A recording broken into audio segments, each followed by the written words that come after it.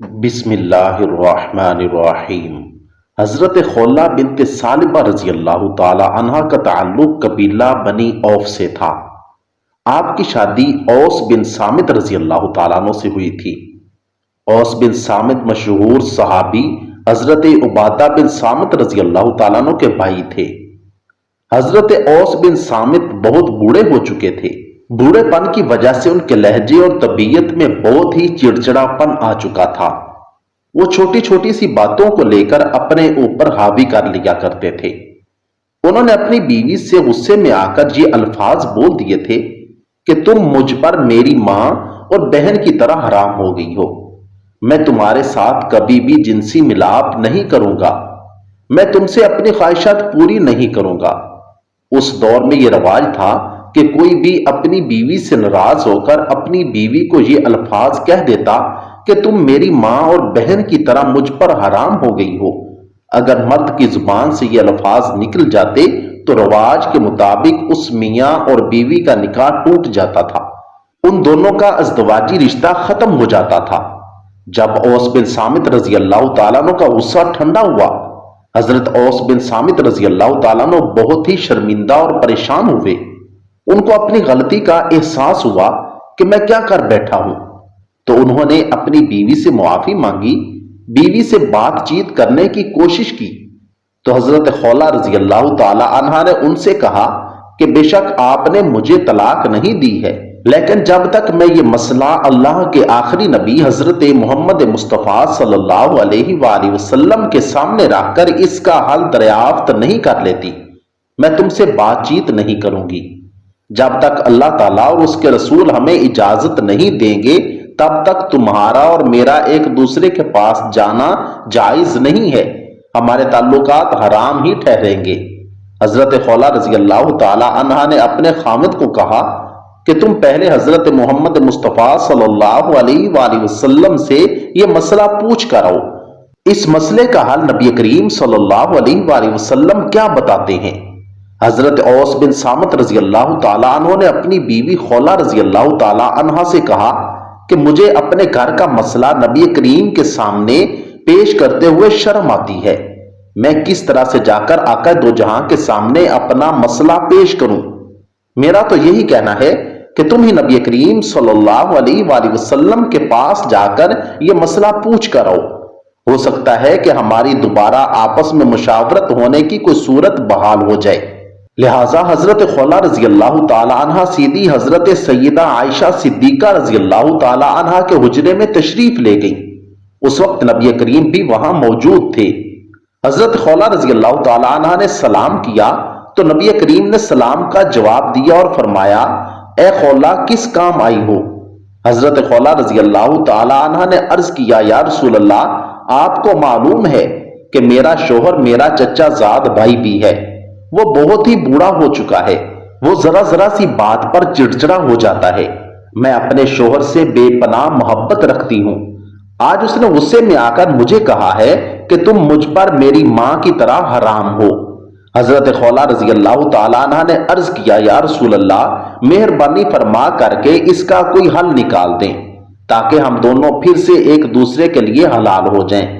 لیکن نبی کریم صلی اللہ علیہ وآلہ وسلم نے ساری بات سننے کے بعد فرمایا، اے خولہ، اب تم ان پر حرام ہو گئی ہو۔ حضرت خولہ رضی اللہ تعالی عنہ اور نبی کریم اس مسئلے پر کافی دیر تک باتیں کرتے رہے، لیکن نبی کریم نے فرمایا، خولہ اب تم اپنے خاوند کے لیے حرام ہو گئی ہو۔ جب انہوں نے دیکھا کہ نبی کریم نے فرمایا ہے کہ اب اس مسئلے کا کوئی حل نہیں ہے، اس کے بعد حضرت خولہ رضی اللہ تعالیٰ عنہ بہت ہی مایوس ہو گئی تھی۔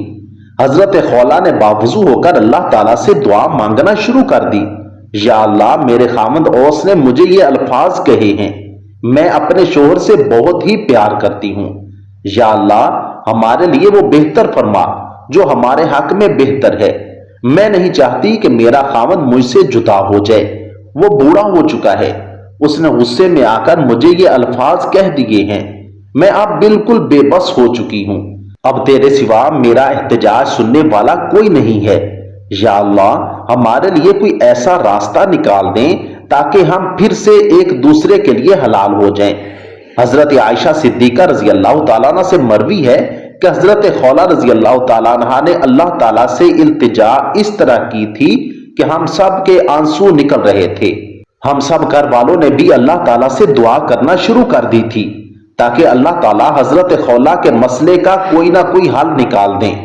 ہم سب اسی کیفیت میں دعائیں کر رہے تھے کہ اللہ تعالیٰ کی طرف سے حضرت محمد صلی اللہ علیہ وآلہ وسلم پر حضرت جبرائیل علیہ السلام وحی لے کر حاضر ہوئے۔ حضرت محمد کی یہ حالت دیکھ کر حضرت عائشہ سمجھ گئی تھی کہ اللہ تعالیٰ کی طرف سے کوئی وحی نازل ہوئی ہے۔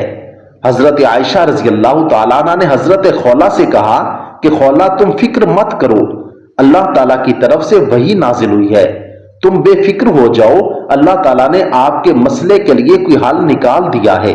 حضرت عائشہ کی زبان سے یہ الفاظ سن کر حضرت خولہ پہلے سے بھی زیادہ غم زدہ ہو گئی تھی کہ کہیں ایسا نہ ہو کہ اللہ تعالیٰ کی طرف سے حکم آ جائے کہ حضرت خولہ اور اس کا خاوند ایک دوسرے پر حرام ہو گئے ہیں، ان کی طلاق ہو گئی ہے۔ لیکن نبی کریم صلی اللہ علیہ وآلہ وسلم کی کیفیت کچھ بہتر ہوئی تو حضرت خولہ نے حضرت محمد کی طرف دیکھا تو نبی کریم مسکرا رہے تھے۔ حضرت محمد نے حضرت خولہ کی طرف دیکھ کر فرمایا، اے خولہ، اللہ تعالیٰ کی طرف سے تمہارے مسئلے کا حل ہو گیا ہے۔ اللہ تعالیٰ نے حضرت جبرائیل علیہ السلام کے ذریعے مجھے وحی نازل کر دی ہے۔ وہ وحی اللہ تعالیٰ کے نبی نے حضرت خولہ کو پڑھ کر سنائی۔ اس وحی کا ترجمہ کچھ یوں ہے کہ اللہ تعالیٰ نے اس عورت کی بات سن لی جو آپ کے ساتھ اپنے شوہر کے بارے میں جھگڑ رہی تھی۔ چونکہ حضرت خولہ رضی اللہ تعالیٰ عنہا ہی وہ عورت تھی جو آپ صلی اللہ علیہ وآلہ وسلم سے اپنے شوہر حضرت اوس کے بارے میں بات چیت کر رہی تھی۔ حضرت خولہ رضی اللہ تعالیٰ عنہا نے ہی حضرت محمد کو کہا تھا کہ مجھے طلاق نہیں ہوئی۔ یہی وجہ تھی کہ اس سورت کا نام بھی مجادلہ اور اس سورت کا شروع بھی اللہ تعالیٰ نے ان الفاظ سے کیا تھا۔ اس سورت کو سننے کے بعد حضرت خولہ کا یہ خوف دور ہو گیا تھا کہ نبی کریم نے حکم فرمایا تھا کہ حضرت خولہ رضی اللہ تعالیٰ عنہ کے الفاظ طلاق کے زمرے میں آتے ہیں، لیکن اللہ تعالیٰ کی طرف سے ان الفاظ کا معنی کچھ یوں تھے کہ ان الفاظ کا حکم طلاق کے نہیں ہے، بلکہ اللہ تعالیٰ نے ان کے الفاظ بولنے کا کچھ کفارہ و جرمانہ عائد کر دیا تھا۔ رسول اللہ صلی اللہ علیہ وآلہ وسلم نے فرمایا کہ اے خولہ، گھر جا کر اپنے شوہر سے کہہ دو کہ اللہ تعالیٰ کی طرف سے وحی نازل ہوئی ہے کہ تمہارے ان الفاظ کا یہ کفارہ ہے کہ تم کوئی لونڈی یا غلام کو آزاد کر دو۔ حضرت خولہ رضی اللہ تعالیٰ عنہ نے عرض کیا، یا رسول اللہ، آپ بہتر جانتے ہیں کہ میرے خاوند کے پاس نہ تو کوئی غلام اور نہ ہی کوئی لونڈی ہے، وہ کس کو آزاد کرے گا؟ پھر نبی کریم صلی اللہ علیہ وآلہ وسلم نے فرمایا کہ اے خولہ، اپنے خاوند سے کہو کہ 3 مہینے مسلسل روزے رکھ لے۔ حضرت خولہ رضی اللہ تعالی عنہ نے عرض کیا، یا رسول اللہ، آپ کو تو پتا ہے کہ میرے خاوند عمر رسیدہ اور بہت ہی کمزور ہیں، وہ روزے نہیں رکھ سکتے۔ نبی کریم صلی اللہ علیہ وآلہ وسلم نے فرمایا کہ اگر وہ یہ دونوں کام نہیں کر سکتے تو ان سے کہو کہ وہ 60 مساکین کو پیٹ بھر کر کھانا کھلا دیں۔ حضرت خولہ نے عرض کیا، یا رسول اللہ، ہم بہت غریب ہیں، ان سے یہ کام بھی نہیں ہو سکے گا۔ آپ صلی اللہ علیہ وآلہ وسلم نے فرمایا کہ اچھا، یہ بھی نہیں کر سکتے تو ان سے کہو کہ ام المنذر بن قیس کو میرے پاس بلا لائیں، ان سے کھجوریں لے کر 60 مساکین کو کھلا دیں۔ یہ سب کچھ سننے کے بعد حضرت خولہ رضی اللہ تعالیٰ عنہ اپنے گھر کی طرف چلی گئی۔ جب وہ گھر پہنچی تو آپ رضی اللہ تعالیٰ عنہ کے شوہر نے دریافت کیا کہ اے خولہ، نبی کریم کا کیا حکم ہے؟ حضرت خولہ رضی اللہ تعالیٰ عنہ نے فرمایا کہ نبی کریم صلی اللہ علیہ وآلہ وسلم نے ہمارے مسئلے کا حل بتا دیا ہے۔ آپ صلی اللہ علیہ وآلہ وسلم کا حکم ہے کہ ام المنذر بن قیس کو میرے پاس لے کر آؤ اور ان سے کچھ کھجوریں لے کر 60 مساکین کو صدقہ کر دے۔ اس طرح حضرت اوس رضی اللہ تعالی عنہ نے اپنی کھائی ہوئی قسم کا کفارہ ادا کیا۔ ہم کو چاہیے کہ ہم ہر بات کو سوچ سمجھ کر کریں تاکہ ہم سے کوئی غلطی نہ ہو جائے۔ اللہ تعالی ہم سب کا حامی و ناصر ہو، آمین ثم آمین۔